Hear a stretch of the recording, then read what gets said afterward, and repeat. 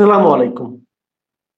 প্রিয় দর্শক, অন্য মঞ্চের আলাপচারিতায় আপনাদের সকলকে আমন্ত্রণ জানাচ্ছি। একটা কথা শুরু করি। আপনি যেহেতু বাইরে থেকে কাজ করেন এবং খুব আলোচিত একটা বিষয়। দুটো রিপোর্ট পরপর বিবিসির রিপোর্ট প্লাস হচ্ছে আল জাজিরার রিপোর্ট। এই দুটো রিপোর্টকে আপনি কিভাবে দেখেন? বিষয়টা হলো যে আমরা ওই দিকে ওই বিষয়টা বিশ্লেষণ করার আগে আরেকটা যে বিষয়গুলো আমাদেরকে আসলে তুলে ধরতে হবে যে সেটা হলো মূলত গত 11 মাস বলেন আর 12 মাসের পর পড়লো এই সরকার।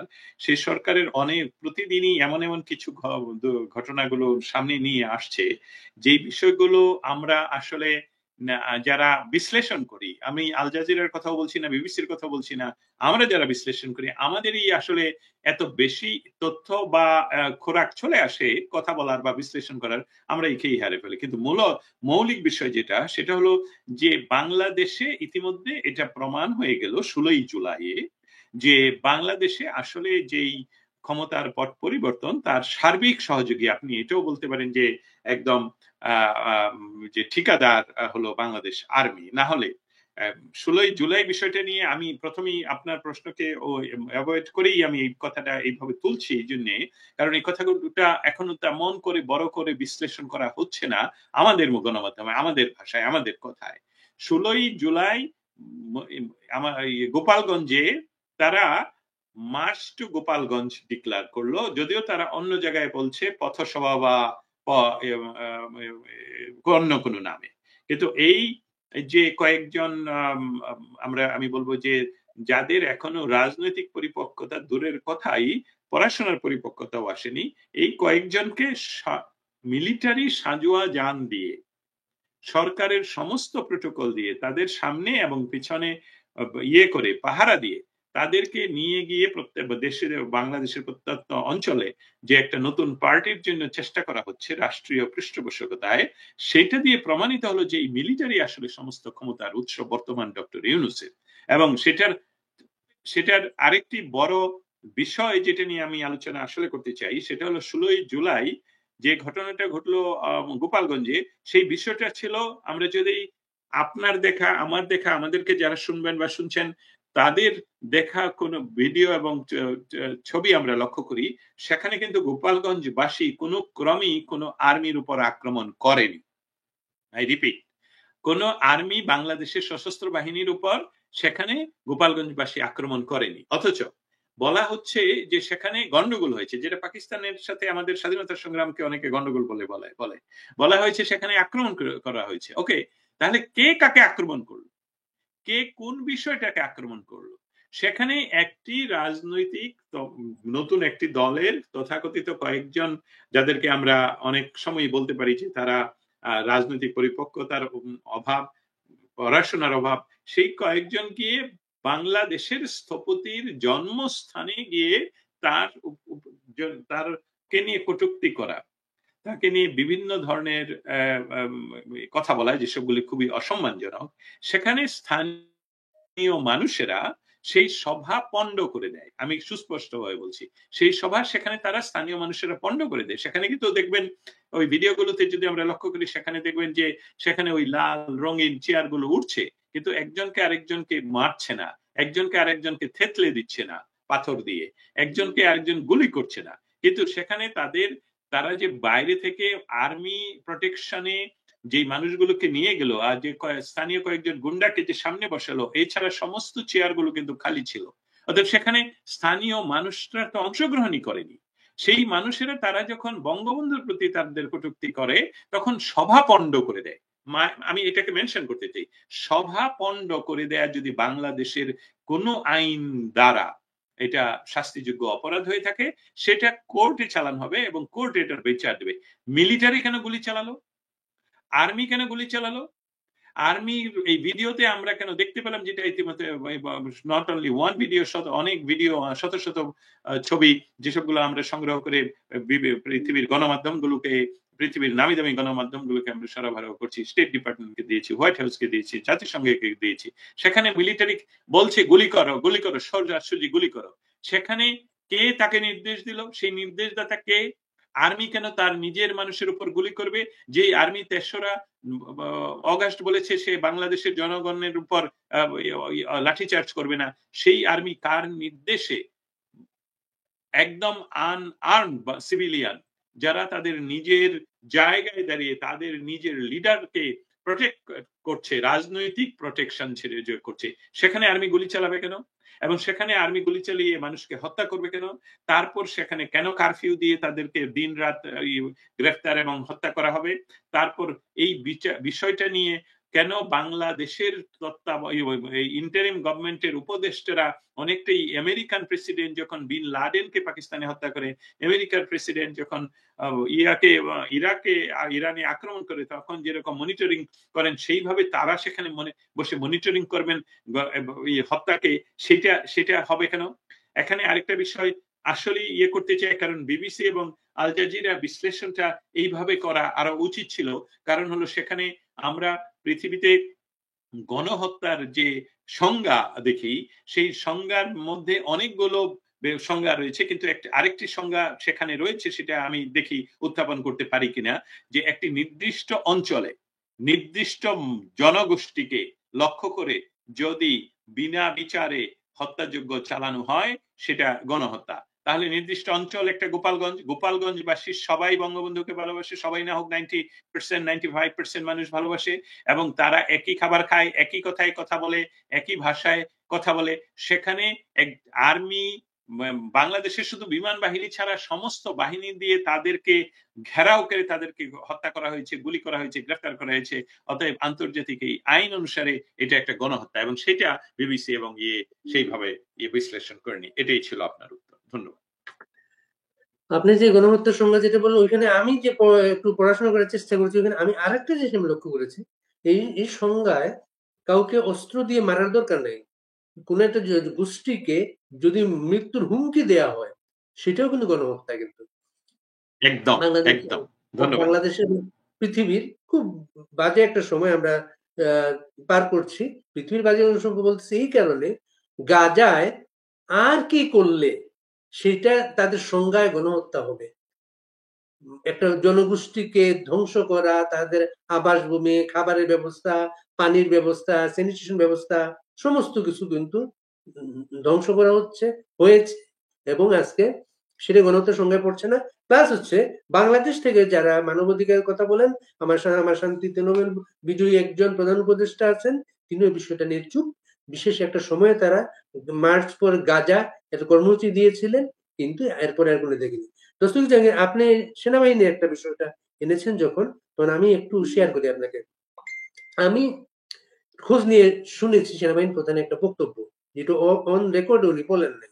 বক্তব্যটা হচ্ছে সেনাবাহিনীর ভিতরে এই প্রশ্নগুলো এসেছে যে বাংলাদেশে আরো তো রাজনৈতিক দল আছে, কাউকে তো সেনাবাহিনী পাহারা দিয়ে বেড়াচ্ছে না, এদেরকে কি কেন এটা করছে, সেনাবাহিনীর ভিতরে প্রশ্নটা উঠেছে।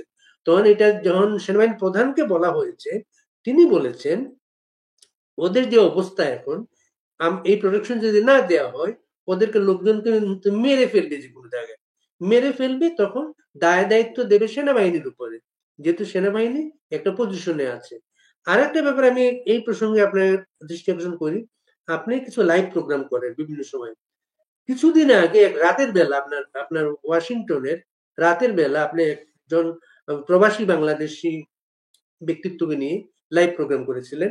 তখন আপনার যেন কোনো মনে হচ্ছিল আপনার দর্শকদের এমন একটা বার্তা দেওয়ার চেষ্টা করছিলেন, বাংলাদেশে বিশেষ কিছু ঘটছে, রাত পেরুলেই হয়তো আমরা কোনো একটা খবর পাবো। বিষয়টা কি ছিল সেটা? আপনাকে অসংখ্য ধন্যবাদ সেটা এই বিষয়টা সামনে আনার জন্য। আরেকটা বলি, ওয়াকার সাহেবের যে বক্তব্য আপনি অফ দ্য রেকর্ড থেকে এনে যে কথাটা করলেন, তুলে ধরলেন, দুটাই বিশ্লেষণ করা খুবই জরুরি। জরুরি হলো এই, বাংলাদেশের 5ই অগাস্টের পরবর্তী সময়ে প্রতিবারই একটি বিষয় ঘটানো হচ্ছে আর্মির পক্ষ থেকে, স্পেশালি ওয়াকারের পক্ষ থেকে।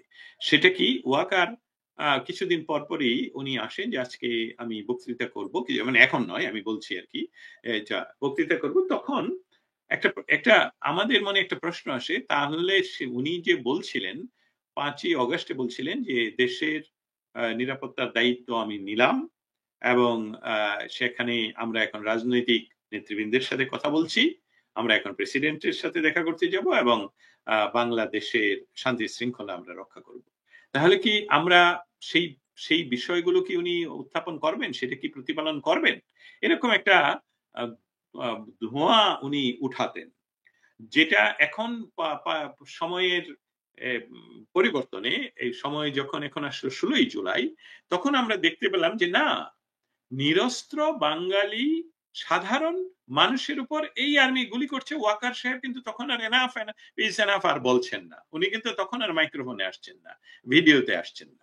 অতএব আপনি সেই যে বহুদিন আগে আমার যে লাইভ প্রোগ্রাম দেখছিলেন সন্ধ্যার সময়, আমাদের এখানে একটু অন্ধকার হয়ে পড়েছিল, সেই সময়ের কথাটা হলো যে এই ওয়াকার সাহেব যে বারবার যে প্রতিশ্রুতি দিচ্ছিলেন যে বাংলাদেশের মানুষের স্বাভাবিক মৃত্যুর গ্যারান্টি আছে, নিরাপত্তা আছে।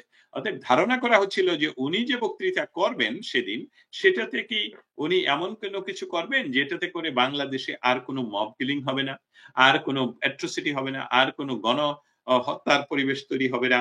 অতএব সেই উত্তেজনাটা যাতে সরাসরি মানুষের সামনে নিয়ে আসা যায়, সেই জন্য আমরা অ্যানালাইসিস করছিলাম। কিন্তু 16ই জুলাই সেটা প্রমাণ করে দিল যে এই ঠিকাদার সেনাবাহিনীর প্রধান যিনি ওয়াকার, এই ওয়াকার সাহেব আসলে যাদের হয়ে, যে প্রভুদের হয়ে উনি কাজ করছেন, তাদের জন্য কাজ করার জন্য ওনার যত ধরনের অভিনয় করতে হবে, যতবার মূলা ঝুলাতে হবে, সেইগুলো উনি করেছেন। উনি না হলে এসে সভা করে কেন বললেন যে যে enough is enough, no more mob, আমরা ডিসেম্বরের মধ্যে নির্বাচন হতেই হবে, জানুয়ারিতে আমরা ব্যারাকে ফিরে যাব। উনি তো আর কিছুই এখন বলছেন না। তারেক জিয়ার সাথে দেখা করে ওনারা ডিসেম্বর থেকে নিয়ে গেলেন এপ্রিলে, এবং রোজার আগে পিছনে। এখন তারপর ঘটানো হচ্ছে ইয়েতে গোপালগঞ্জে গণহত্যা, তারপর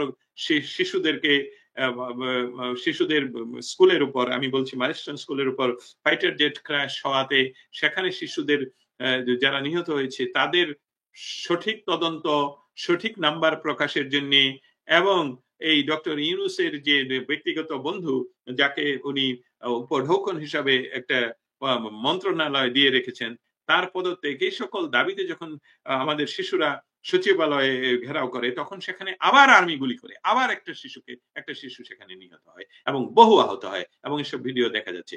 অতএব এই বিষয়টা একদম আপনার কাছে এখন ক্লিয়ার করে আমাদের শ্রোতা মন্ডলীর কাছে উত্থাপন করছি যে আমাদেরকে আর মরিয়া প্রমাণ করিতে হবে না আমরা জীবিত ছিলাম। এই যে তিনি এই আর্মি প্রধান, তা উনি আপনি যে কথাটা অফ দ্য রেকর্ড থেকে এনে বলছেন যে কেন পাহারা দিচ্ছেন, এটা কত বড় আমি বলবো যে এই যুক্তিটা আসলে কোন নিয়মে খাটে যে তাদেরকে মেরে ফেলবে, অর্থাৎ তাদেরকে রক্ষা করতে পুরা গোপালগঞ্জবাসীকে গুলি করতে হবে।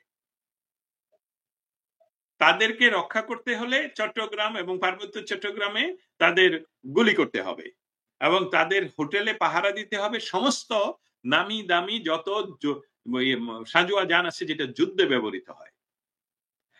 এদেরকে তো আপনারা পাকিস্তানি মিলিটারি যেই ফর্মুলাতে তাদের দেশ শাসন করে, একবার ইমরান খানকে নিয়ে আসে, আরেকজনকে নিয়ে আসে, এখন আরেকটাকে নিয়ে আসে, নির্বাচনের মাধ্যমে ক্ষমতায় বসায়, এবং ক্ষমতায় বসে তাদেরকে কাউকে কিন্তু 5 বছর কভার করতে দেয় না। অতএব এই ফর্মুলাতে যে বাংলাদেশে এই পাঁচটা ছেলেকে যাদেরকে দিয়ে মেটিকুলাসলি ডিজাইনের অংশ হিসেবে বাংলাদেশের সাধারণ ছাত্রছাত্রীদেরকে রাস্তায় এনে এখন তারা সেই সাধারণ ছাত্রছাত্রীদেরকে হুমকি দিচ্ছে, এখন আর্মি সেই সাধারণ মানুষের উপর গুলি চালাচ্ছে এই 5 জনকে রক্ষা করার জন্য। এটা সম্পূর্ণভাবে যেহেতু অফ দ্য রেকর্ড, আমি মনে করি এটা একটা কোনো যৌক্তিক এটা কারণ হতে পারে না। আর যদি এটা যৌক্তিক ভাবেই উনি বলে থাকেন তাহলে ওনার কোর্ট মার্শাল হওয়া উচিত, কারণ ওনার কোনো দায়িত্ব নেই একটি রাজনৈতিক দলকে পাহারা দেওয়ার। ওনার দায়িত্ব যদি হয়ে থাকে, আগেই বলে রাখি, সশস্ত্র বাহিনীর কাজ কিন্তু, মৌলিক কাজ কিন্তু দেশের মানুষের নিরাপত্তা বিধান নয়। ওনাদের শপথ হলো 18 কোটি মানুষকে বহিঃশত্রুর আক্রমণ থেকে রক্ষা করবেন, আমাদের ভৌগোলিক স্বাধীনতা রক্ষা করবেন, আমাদের মানচিত্র রক্ষা করবেন, আমাদের 1 ইঞ্চি মাটিতেও যাতে বহিঃশত্রু দাঁড়াতে না পারে। কিন্তু এই আর্মি কি করছেন? এই আর্মি ডক্টর যদি বলা হয় ডক্টর ইউনুস মেটিকুলাসলি ডিজাইন করে ক্ষমতায় নিয়ে ওনাদেরকে ব্যবহার করছেন, that is already not true. It's proven that এই মিলিটারি ডক্টর ইউনুসের কে এনেছেন, বসেছেন, ডক্টর ইউনুসকে বলছেন আপনি যা খুশি করে বেড়ান, আমরা আমাদের মতন ক্ষমতা করবো। না হলে তারা তাদের কোর্ট মার্শাল হওয়ার মৌলিক কারণটা হলো যে তারা একটা কোনো রাজনৈতিক পার্টিকে ওনারা করতে পারে না, প্রোটেকশন দেওয়ার অধিকার রাখেন না, আইনগত ভিত্তি নেই। এবং আমি এটাও বলছি না যে এক দলকে দিতে হলে আরেক দলকে দিতে হবে, সেটার আইনগত ভিত্তি নেই। তাদেরকে যদি তাদের যদি জানের নিরাপত্তাহীনতায় থাকে তাহলে তারা পুলিশ ডিপার্টমেন্টকে রিকোয়েস্ট করতে পারে এবং তারা সেটা অ্যাসাইন করতে পারে। তা বাংলাদেশে এখন প্রাইভেট সিকিউরিটি পাওয়া যায় আমেরিকার মতন, সেখানে তাদের যেহেতু হাজার হাজার কোটি টাকা এখন তাদের মূলধন, তারা পার্সোনাল সিকিউরিটি ব্যবস্থা নিয়োগ করতে পারে নিজস্ব ভাড়া দিয়ে। এমনকি পুলিশ আমেরিকাতে পুলিশকে আপনি টাকা দিয়ে ঘন্টা হিসাবে পাহারায় রাখতে পারেন, কিন্তু আর্মিকে নয়। এটা মনে রাখতে হবে। আর্মি হলো বহিঃশত্রু আমাদের সম্পদ, যে সম্পদ কাজে লাগবে বহিঃশত্রুর আক্রমণ থেকে দেশকে রক্ষা করার, এবং তারা এই কয়েকজনকে রক্ষা করতে আমাদের জনগণের উপর গুলি করেছেন। সেটা গোপালগঞ্জ কোনো বিচ্ছিন্ন বাংলাদেশি জায়গা নয়, অন্য দেশের জায়গা নয়। গোপালগঞ্জ বাংলাদেশের অংশ এবং বাংলাদেশের স্বাধিকার আন্দোলনের পথিকৃৎ, যার নেতৃত্বে বাংলাদেশ তৈরি হয়েছে, বঙ্গবন্ধু শেখ মুজিবুর রহমানের জন্মস্থান। সেখানে ওনাদের প্রয়োজন ছিল এই পার্টি, এই যে পাঁচজন, তারা যে বলছে march to Gopalganj, militant word ব্যবহার করেছে, তাদেরকে গ্রেফতার করা উচিত ছিল। আর্মি তাদেরকে বাধা দেওয়া উচিত ছিল যে no, you can't do that. তোমরা বলছো পথসভা করছো, আমরা কি করছো সারা দেশে, আর এখানে মারছো, এটা তো মিলিটেন্ট বিষয়।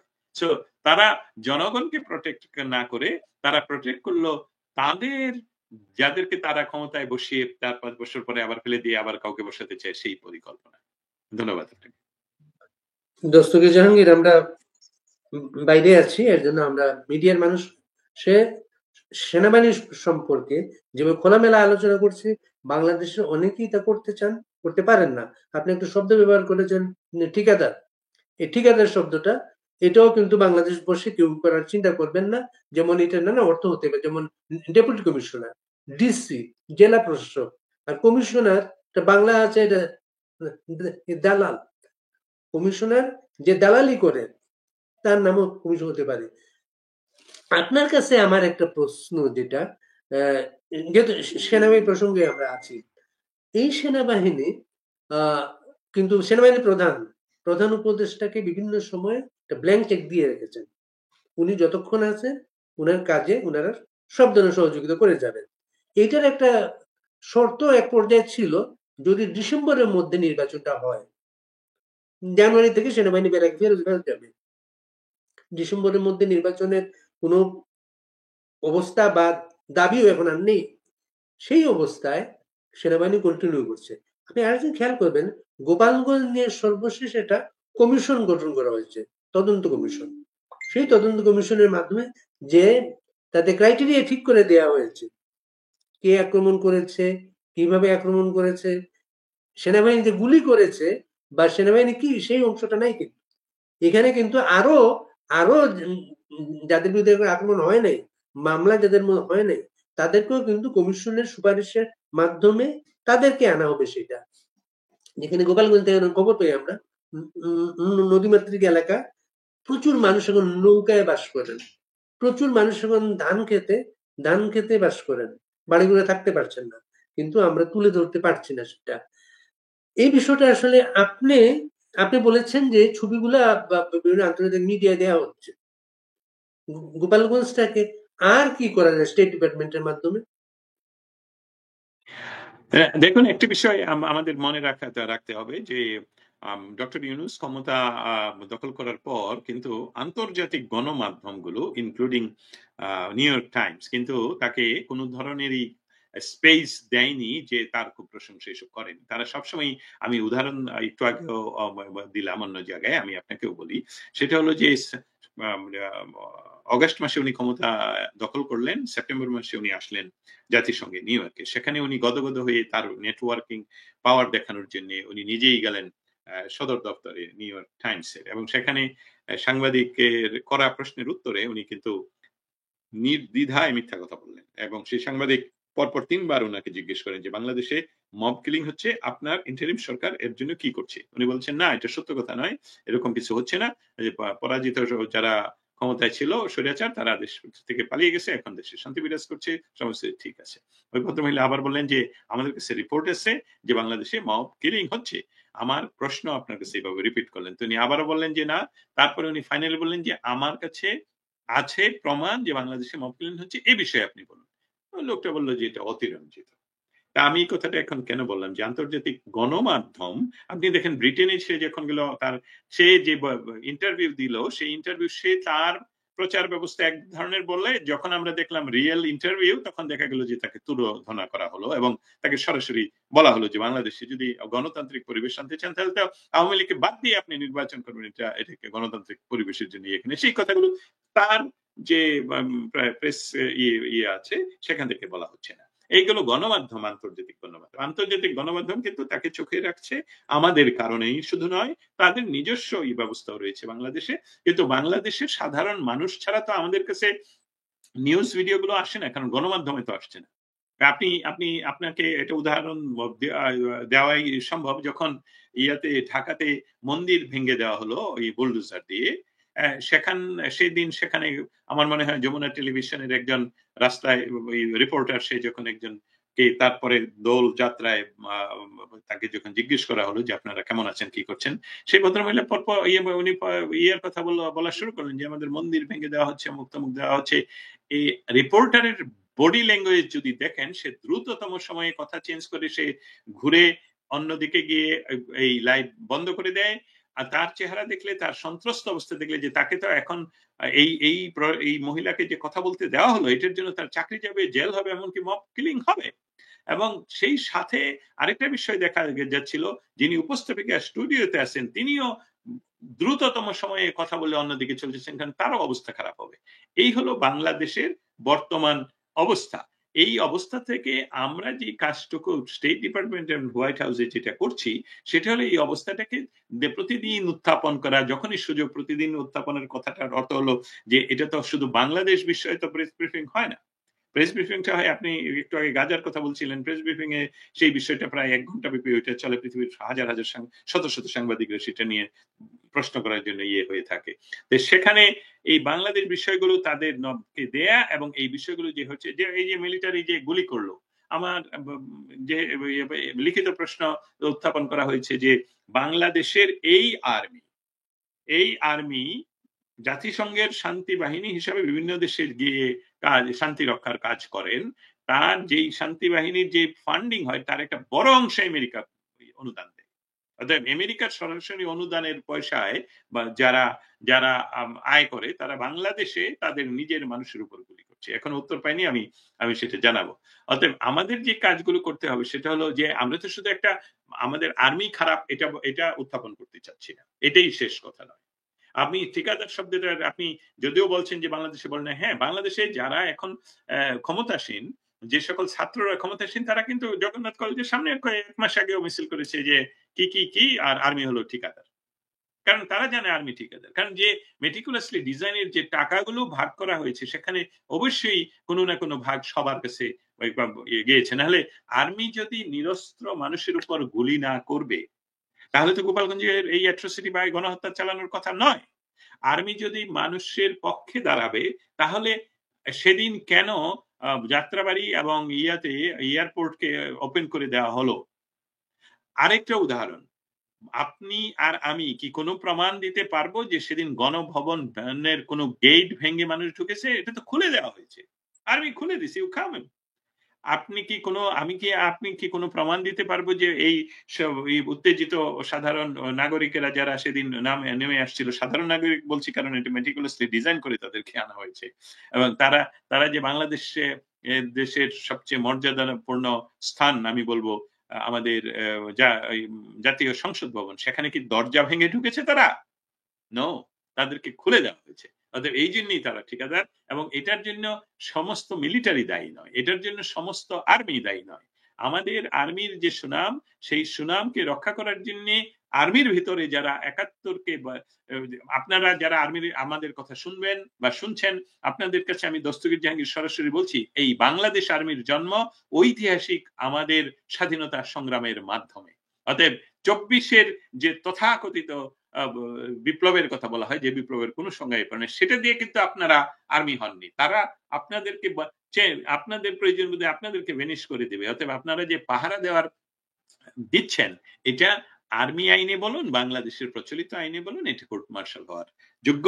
অতএব আপনারা কোন রাজনৈতিক দলকে কোন ক্রমেই সাপোর্ট করতে পারেন না। আপনারা সাধারণ মানুষের উপর গুলি চালাবেন না। সাধারণ মানুষকে আপনারা দেবেন, সিকিউরিটি দিবেন। আর এই বিষয়গুলো আমরা প্রতিনিয়ত যুক্তরাষ্ট্রকে উত্থাপন করার চেষ্টা করছি। যুক্তরাষ্ট্র এই বিষয়গুলো সম্বন্ধে এখন খুব ভালো করে অবগত আছেন, কিন্তু সাথে সাথে এটাও বলি যে বাংলাদেশের বর্তমান ইন্টারিম সরকার যেহেতু জনগণের নির্বাচিত সরকার নয়, তার কোনো রাজনৈতিক নেই, যেটা বলে সাপোর্ট নেই। অতএব তারা যত ক্ষমতায় থাকার জন্য তাদের বিদেশি প্রভুদের যা প্রয়োজন শুধু ততটুকু নয়, আরো যা না প্রয়োজন সেটা দেওয়ার জন্য তারা এখানে ওয়াশিংটন ডিসিতে অন্তত পক্ষে 10টি অফিস মেনটেন করে, এবং তারা এখানকার ডিপার্টমেন্ট বলা হয়, যে সবগুলোকে মন্ত্রণালয় বলা হয়। প্রতি মন্ত্রণালয়ে তারা প্রতিদিনই বিভিন্ন ধরনের মিটিং মিছিল করে যাচ্ছে এবং সেখানে বাংলাদেশকে তারা বিকিয়ে দিচ্ছে। এই হলো সঙ্গে আপনার স্টেট ডিপার্টমেন্টের সর্বশ্রেষ্ঠ ব্রিফিং একটা টোন আমি আমার লক্ষ্য করেছি। এই টোনটা বলা হয়েছে বাংলাদেশের নির্বাচনটা বাংলাদেশের অভ্যন্তরীণ বিষয়। এটা কিন্তু আগে কিন্তু আমেরিকানরা সবসময় এরকম বলতো না, কিন্তু এটা কি বর্তমান সরকারের প্রতি কোনো যে তাদের সরকার এটা, সেটাকে বোঝানোর চেষ্টা হয়েছে? আমি একটু ফজলুল বারী ভাই, আমি ওইভাবে আসি। আপনি যদি আমার এবং পূর্বে আরো একজন যে ছিলেন তার প্রশ্নের উত্তরে তাদের কথা শুনে থাকেন, তাহলে এই যে কমেন্ট যেটা আপনি করলেন, এটার একটু ব্যাখ্যা করা প্রয়োজন, এটা একটু এক্সটেন্ড করে বলা উচিত। তারা কিন্তু সবসময়, এমনকি বাইডেন প্রশাসনের সময় সবসময় বলতো যে বাংলাদেশের জনগণ, বাংলাদেশের নির্বাচন বাংলাদেশের জনগণের, বাংলাদেশের বিষয়। তার বাংলাদেশের জনগণ ডিসাইড করবে তারা কার দ্বারা শাসিত হতে চায়, কারা তাদেরকে শাসন করবে। সেটাতে যুক্তরাষ্ট্রের কোনো ধরনের ইন্টারেস্ট নেই। একটি পার্টির উপর আরেকটি পার্টিকে তারা প্রাধান্য দেয় না। এটা একটু ব্যাখ্যা করে বলতো, ম্যাথিউ মিলারের কথা বলছি। উনি যেটা বলছেন এটা একই কথা বলছেন, কিন্তু এটা শর্ট ভার্সনে। তার জন্য মনে হচ্ছে যে না, এখন কি তার মানে নির্বাচন we don't care. It's not like that. সেখানে যে কথাটা আরো সংযুক্ত করা হতো সেটা হলো যে আমরা বাংলাদেশে একটা ফ্রি, ফেয়ার, ইনক্লুসিভ নির্বাচন দেখতে চাই, এটা আগে বলা হতো। এখন এখানকার বিষয়টা হলো এরকম, আগে আমরা সময় পেতাম 2 ঘন্টা, এখন সময় পাই 30 মিনিটস। এই 30 মিনিটস এর ভিতরে যিনি আমাদেরকে ব্রিফিং করেন তিনিও বিষয়গুলো ম্যাক্সিমাম টাইমে খুব শর্ট ভার্সনে করেন। অতএব এখানে ডক্টর ইউনূসকে একচ্ছত্রভাবে ছেড়ে দেওয়া যে নির্বাচন বাংলাদেশের নিজের বিষয়, তারা নির্বাচন করুক আর না করুক এটা নিয়ে আমরা মানা গলাবো না, এটা এই বিষয়টা সঠিক নয়। আমেরিকা যুক্তরাষ্ট্র শুধু যুক্তরাষ্ট্রের সরকার না হয় তাদেরকে সমর্থন করবে, কিন্তু যুক্তরাষ্ট্রের যে সকল মেকানিজম যুক্তরাষ্ট্রকে রক্ষা করার, যে মেকানিজম গুলো খুব গণতান্ত্রিক উপায়ে একচ্ছত্রভাবে একজন বলে দিলেই হবে না, সেখানে বাংলাদেশের সাথে যুক্তরাষ্ট্রের দ্বিপাক্ষিক বলেন অন্যান্য অর্থনৈতিক সম্পর্ক তৈরি এবং লং টাইম রাখার জন্য বাংলাদেশের ব্যবস্থা নির্বাচিত সরকারের সাথে না হলে এখানকার কংগ্রেস সহ বিভিন্ন সরকারি প্রতিষ্ঠানে তাদের বিপদ ঘটবে। যার জন্য বাংলাদেশের নির্বাচিত সরকারের সাথে কাজ করার জন্য আমেরিকা উদ্গ্রীব, এবং সেটা যত দ্রুততম সময়ই হবে সেটাও আমেরিকা চায়। এটাই হলো ভিতরের খবর। কিন্তু সেই সাথে এটাও বলি, ডক্টর ইউনূস এটাকে ভুতা করে দেওয়ার জন্য, এটা যাতে না ঘটতে পারে সেটার জন্য বহু চেষ্টা চালাচ্ছেন, সময় কিনতে পারছেন, এটা হলো কথা। আপনি আমেরিকাতে বসে আমেরিকার ভেতরটা দেখেন, স্টেট ডিপার্টমেন্টটা দেখেন, প্লাস এখন সারা পৃথিবীর সাথে আমেরিকার একটা বিশেষ সম্পর্ক টেরিফকে কেন্দ্র করে, বাংলাদেশের সাথেও। এবং বাংলাদেশের সর্বশেষ বাণিজ্য উপদেষ্টা বলেছেন প্রকাশ না করার শর্তে তার একটা চুক্তিতে উপনীত হয়েছেন বা হচ্ছেন, এমন একটা বিষয়। কিছু কিছু সামাজিক যোগাযোগ মাধ্যম কিছু কিছু পাতা বেরিয়েছে, চুক্তির গোপন এই আছে। আপনি আসলে কি ব্যাখ্যা করবেন পুরো পরিস্থিতিকে? আপনি প্রশ্নের ভিতরেই আসলে আমার উত্তরটুকুর একটাই অংশ রয়ে গেল। এই কিছু পাতা আমার কাছেও এসেছে এবং সেটার উপরে কনফিডেন্সিয়ালও লেখা। আর আমি কোনো মাধ্যম থেকেই এটা ভেরিফাই করতে পারিনি যে এটা আসলে অরিজিনাল কোনো ডকুমেন্ট। অতএব এটার উপর ভিত্তি করে আমি কোনো ধরনের এনালাইসিসও করিনি, কোনো ধরনের সংবাদও কথা বলিনি। তবে যেহেতু আপনি প্রশ্ন করেছেন সেই জন্য বলি যে এটা আমেরিকান যেই সংস্থার সাথে তাদের যে কথাটা বলা হচ্ছে, যে চুক্তিটার কথা বলা হচ্ছে, সেটা নিয়ে আমেরিকান সরকারের পক্ষ থেকে এমনকি তাদের বাণিজ্য ডিপার্টমেন্ট থেকে তাদের ওয়েবসাইটে ঘুরে তাদের প্রেস বিজ্ঞপ্তি বা সংবাদ মাধ্যম কোনো কিছু থেকেই কোনো ধরনের শব্দটুকুও পাওয়া যায়নি। সো এখন বিষয়টা হলো যে স্টেট ডিপার্টমেন্টের কাছে এটার কোনো প্রশ্নের গুরুত্ব নেই, কারণ এটা স্টেট ডিপার্টমেন্ট করেনি, এটা এই মন্ত্রণালয়ের বিষয় নয়। অতএব যেই মন্ত্রণালয় নয়, শুধু না, সেটা ট্রেড কমিশন বোধহয়, আমি যদি ভুল না বলে থাকি, তা সেই কমিশনের আমি ওয়েবসাইট ঘুরে দেখলাম যে বাংলাদেশের লেটেস্ট যে সকল চুক্তির উল্লেখ সেখানে আছে, সেটা এই মাসের এই কোনো সময়ের জন্য নয়। এখানে প্রেস আমাদের বাংলাদেশ দূতাবাসের যিনি এখন বর্তমানে প্রেস মিনিস্টার, তিনি তার সামাজিক মাধ্যমে সেই মিটিং এর কিছু ছবি দিয়ে বলেছিলেন যে আপনারা এটা ব্যবহার করতে পারেন, কিন্তু সেই ছবিতে নিউজ করার জন্য কোনো তথ্য দেওয়া হয়। এটা কিন্তু বিপরীতমুখী। বাংলাদেশে বসে যারা বলছেন তারা বলছেন যে আমাদের হলো যে এটা হলো টপ সিক্রেট না বলে কনফিডেন্সিয়াল, আমরা এটা প্রচার করতে পারবো না। অতএব এটা বাংলাদেশের আইন বিরোধী হবে, কারণ বাংলাদেশের সাথে অন্য দেশের যে বাণিজ্যিক চুক্তি হবে সেটা প্রকাশ করা যাবে না, তাহলে তো এটা গোপন চুক্তি, এবং গোপন চুক্তির জন্য তো রাষ্ট্র কাউকে দেয়নি, ক্ষমতা দেয়নি, সার্বভৌম রাষ্ট্র গোপন কোনো চুক্তির ক্ষমতা দেয়নি। এবং সেই টেকনিক্যালি সেটা কি করতে হবে, যদি হয় সামরিক চুক্তি, যদি হয় সিকিউরিটির চুক্তি, তাহলে সেটা নিয়ে নিশ্চয়ই কোনো প্রভিশন আছে, যে সেটা আমি বলতে পারবো না বা জানি না। কিন্তু এই বিষয়টা যেটা হলো বাণিজ্যিক চুক্তির কথা বলা হচ্ছে, অর্থনৈতিক যে বাণিজ্যিক চুক্তি, এটা গোপন থাকবে, এটাতে আসলে রহস্যজনক, বা আমেরিকান কোন ডিপার্টমেন্ট থেকে আমরা এখনো কিছুই ভেরিফাই করতে পারিনি। এবং যেটা বললাম যে প্রেস মিনিস্টার নিজেও কি বলছেন, বলুন। স্পেস মিনিস্টার, আমি সেটা বলছিলাম যে এখানকার দূতাবাসের, বাংলাদেশ দূতাবাসের প্রেস মিনিস্টার যে ছবি দিয়ে, সেখানে কিন্তু উনি কি চুক্তি হয়েছে, গোপন চুক্তি নাকি কিছুই বলেন, ছবি দিয়ে শুধু বলছেন যে আপনার এই ছবি নিউজের জন্য ব্যবহার করতে পারেন, ইটস ওপেন টু ইউজ। তার মানে অর্থ হলো বাংলাদেশে বসে সরকার যেটা বলছে, এখানে প্রেস মিনিস্টার যেটা বলছে, এটার সাথেও এক কথার সাথে কথার মিল নেই। অতএব এইসবগুলো সবই হলো ধোঁয়া সৃষ্টি করা, কুয়াশা সৃষ্টি করা, মেটিকুলাসলি ডিজাইনের অংশ কিনা, জেট ফাইটার যেটা পড়ে গেল সেটা নিয়ে এত ধোঁয়াশা কেন, এটা অ্যাক্সিডেন্ট হলে অ্যাক্সিডেন্ট, তাহলে সরকার দায়িত্ব নিবে, আর অ্যাক্সিডেন্ট না হলে এটা যদি হয়ে থাকে, সমস্ত কিছুই এমন একটা ধোঁয়াশা সৃষ্টি করা হচ্ছে, যাতে করে নির্বাচন, এখন যেহেতু ডিসেম্বরের কথা আর বলাই হচ্ছে না, নির্বাচন আদৌ হবে কিনা, আর হলে আর্মি যেভাবে কাজ করছে তাতে আমার কাছে মনে হচ্ছে যে এই আর্মি এই কয়েকটা ছেলেকেই বাংলাদেশে ক্ষমতায় বসাবে, আর পিছন থেকে, কারণ এদের তো অন্য কোনো পাওয়ার নেই, এদের তো জনগণের পাওয়ার নেই, ওদের প্রয়োজন ক্ষমতা বসানো, আর্মি পিছন থেকে দেশ চালাবে পাকিস্তানি পন্থায়। এটা হলো আমার ধারণা। ধন্যবাদ। বাংলাদেশের আগের সরকারের আমলে নানা কথাবার্তার মূল কথা ছিল বাংলাদেশটা ভারতের পকেট হয়ে গেল, বাংলাদেশ ভারতকে নানা কিছু দিয়ে দিল। এখনকার সরকার আমলে এই বিষয়টা ভারত শব্দটার জায়গায় এটা আমেরিকার শব্দটা এখানে, আমেরিকাকে বন্দর দেওয়া হচ্ছে, আমেরিকাকে করিডোর দেওয়া হচ্ছে, আমেরিকাকে সেন্ট মার্টিনের বিষয়। সর্বশেষ নৌ উপদেষ্টা, যিনি যথাযথ বক্তব্য দেওয়ার জন্য বেশ প্রশংসিত হতেন এক সময়, তিনি বলেছেন আমাদের সামর্থ্য আছে, কিন্তু আন্তর্জাতিক সম্পর্কের জন্য বন্দর আন্তর্জাতিক এক সংস্থাকে দেয়া বাংলাদেশের জন্য ভালো। এই বিষয়টা আপনি কিভাবে দেখেন? এটা আপনি যে কথাটা বললেন প্রশ্নের প্রারম্ভে, সেটা বলি, সেখান থেকে আসবো এই বন্দরের বিষয়টা। ভারতের সাথে আগে যে কথাটা আপনি বলেন যে ভারতের সাথে, এটা একটা প্রচন্ড প্রপাগান্ডা বাংলাদেশে ছিল, এবং এমনকি এই যিনি নজরুল, তার আসলে নাম আসিফ নজরুল নয়, এটা তার সে এটা গ্রহণ করা নাম নয়, নজরুল ইসলাম। নজরুল ইসলাম এই এই এই এই এই তথাকথিত আইনের শিক্ষক, উনি আসলে আইন হয়তোবা বাংলাদেশের আইনের কোডিং গুলি জানেন, মানে আইনটা জানেন, কিন্তু আইন জানতে হলে আইনের থিওরি অফ ল জানতে হবে। উনি থিওরি অফ ল যদি জানতেন তাহলে এতগুলো সাংবাদিককে, এতগুলো মানুষকে ফেব্রিকেটেড মিথ্যা মামলায় এতদিন যে জেলে রাখা আইন পরিপন্থী সেই বেসিকটাই তো উনি জানেন। একটা মানুষকে আপনি এত লম্বা সময় এটা কমন লতেও পারবেন না, এটা সিভিল লতেও পারবেন না। তাতে এই ইয়াগুলো যেটা প্রপাগান্ডা, সে নিজেও এক সময় 26 লক্ষ বা 24 লক্ষ হোয়াটএভার নাম্বার ভারতীয়রা বাংলাদেশে কাজ করে, সেটা এখন তারা ক্ষমতায়, কোথায় সেই ভারতীয়রা?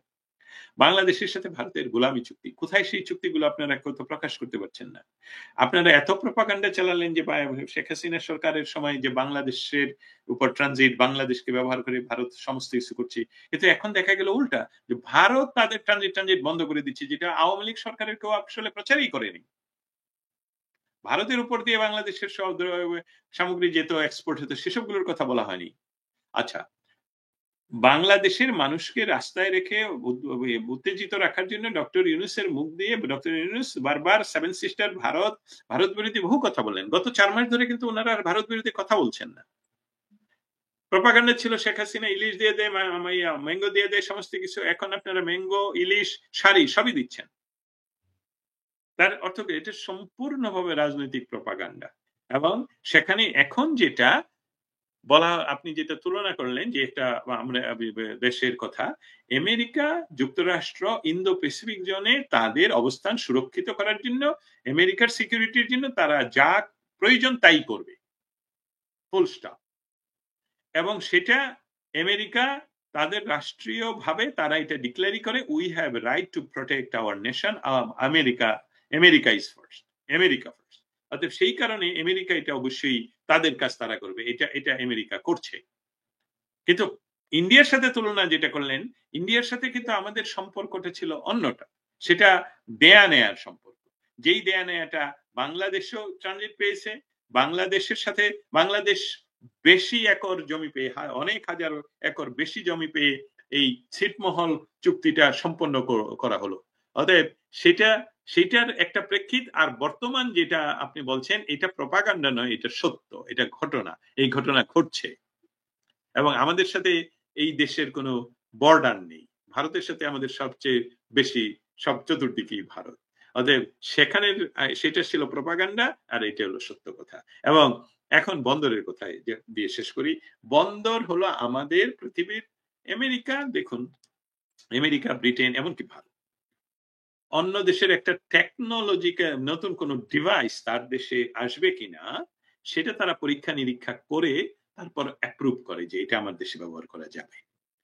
বন্দর হলো একটা দেশের, মনে করেন একটা বিরাট জায়গা, যেখান থেকে, যেই জায়গাটাকে শরীরের যদি তুলনা করেন, যেখানে আপনার সবচেয়ে বেশি প্রভাবিত হয় রক্ত, একটা দেশের অর্থনীতির জন্য, আমদানির জন্য, প্রতিরক্ষার জন্য বন্দর হলো সবচেয়ে ইম্পর্টেন্ট। আমাদের 55 ইয়ার্স বাংলাদেশের, আমাদের একমাত্র আন্তর্জাতিক মানের বন্দরকে বিদেশির হাতে তুলে দেবেন, এটা তো সার্বভৌমত্ব বিরোধী।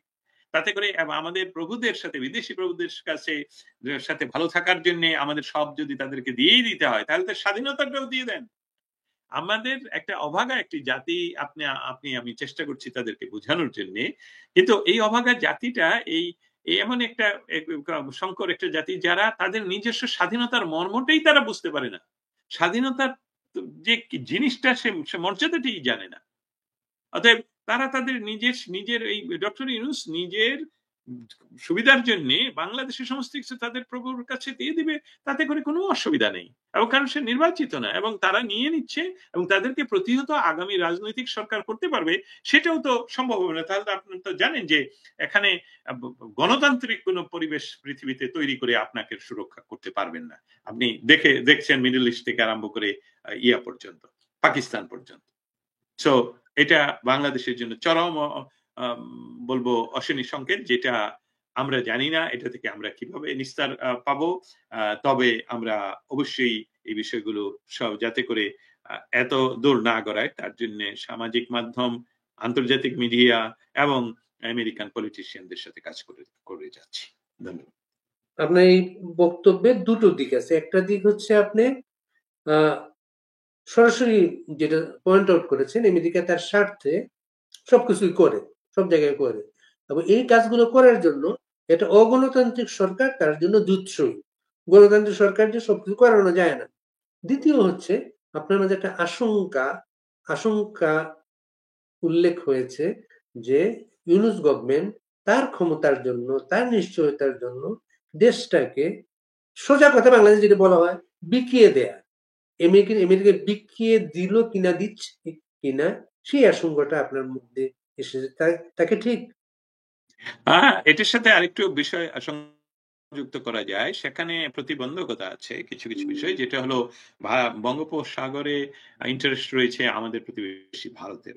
অতএব ভারত এখানে আপনার শত্রু আমার মিত্র, সেই খেলাতেও চায়নাকে ইয়ে করতে গিয়ে, বাধা দিতে গিয়ে, চায়নাকে কোণঠাসা করতে গিয়ে ভারত আমেরিকার সাথে কাজ করছে। এবং আপনারা জানেন কোয়াডের মেম্বার হিসেবে ভারত, আমেরিকা, জাপান এবং অস্ট্রেলিয়া, এই চারটা দেশ মিলে কোয়াড সেটা চায়নাকে প্রতিহত করার জন্য করছে।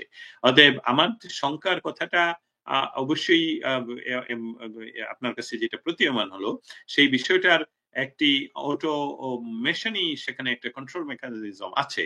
সেটা হলো ভারত লক্ষ্য করবে যে কোন যে বঙ্গোপসাগর সহ দিয়াগো মার্সিয়া পর্যন্ত, ওইদিকে ফিলিপিন বাদে এই অঞ্চলে, এবং তাইওয়ান বাদে এই অঞ্চলে অন্যান্য যে সকল দেশের কথা আমরা বলছি, সে সকল দেশের সরাসরি অবস্থান করার মতন ভাসমান অবস্থান ছাড়া, সরাসরি আন্তর্জাতিক জলয় ভাসমান অবস্থান ছাড়া সরাসরি মাটিতে অবস্থান করার মতন কোনো স্থান নেই। অতএব সেখানে স্থান করে নিতে পারলে, যেটা আপনারা জানেন যে আফগানিস্তানকে কেন্দ্র করে পাকিস্তান অস্বীকার করলেও কিন্তু পাকিস্তানের ভেতরে তাদের ইয়ে রয়েছে, তাদের বুট রয়েছে। এখন এই বুটটা যদি ভারতে আমাদের বঙ্গোপসাগরে স্থায়ী হিসাবে এসে যায়, সেটা ভারতের অস্বস্তি হবে কিনা, সেটা নিয়ে ভারতের জয়শঙ্কর আমি দেখতে পাচ্ছি অনেক বহুবার ওয়াশিংটন ডিসিতে এসেছেন, যদিও ওপেন অন দ্য রেকর্ডে আমরা কোনো কিছু পাইনি, তবে অফ দ্য রেকর্ডে আমরা যতটুকু পেয়েছি সেটা থেকে আশঙ্কা না করে আমরা এটা ধরে নিতে পারি যে না, যত সহজে ডক্টর ইউনূস কিন্তু একেবারেই লজ্জাহীন ভাবে বিকিয়ে দিচ্ছেন। ডক্টর ইউনূসকে পানিটা চাইতে হচ্ছে না, ডক্টর ইউনূস সাগর দিয়ে দিচ্ছেন। কিন্তু দেখতে হবে জিওপলিটিক্যাল প্লেয়ার গুলোকে। সেখানে জিওপলিটিক্যাল প্লেয়ার হিসাবে যেমন চায়না অনেক বিষয়ই আমি বলবো পরাশক্তিগুলোর চেয়ে শক্তিশালী। সেখানে আবার ইন্ডিয়া তার ইন্টারেস্ট শুধু চায়না এখন ঠেকালে তারপরে কুইনেন ঠেকাবে কে? হ্যাঁ, কুইনেন খেলে জ্বর সারবে, কিন্তু কুইনেন সারাবেন কি করে?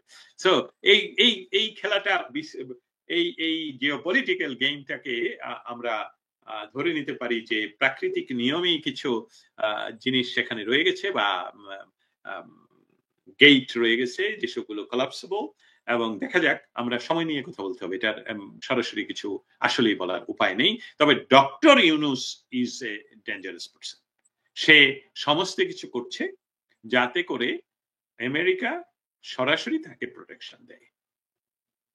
আমরা শেষ করব দর্শক জাহাঙ্গীর। শেষ একটা বিষয় নিয়ে আমরা শেষ করি। বাংলাদেশে কয়েকজন বিদেশি নাগরিক বাংলাদেশের ভবিষ্যৎ রাজনৈতিক বন্দোবস্ত ঠিক করছেন। বাংলাদেশের রাজনৈতিক বন্দোবস্ত ঠিক করছেন বাংলাদেশের প্রধান দলটাকে বাদ দিয়ে। তার কোটি কোটি সমর্থক আছে বাংলাদেশে, তাদেরকে বাদ দিয়ে তারা একটা রাজনৈতিক বন্দোবস্ত ঠিক করছেন বা চাপিয়ে দিচ্ছেন তারা। আপনি এর ফলাফল কি দেখেন? আচ্ছা, ফলাফল দেখবো।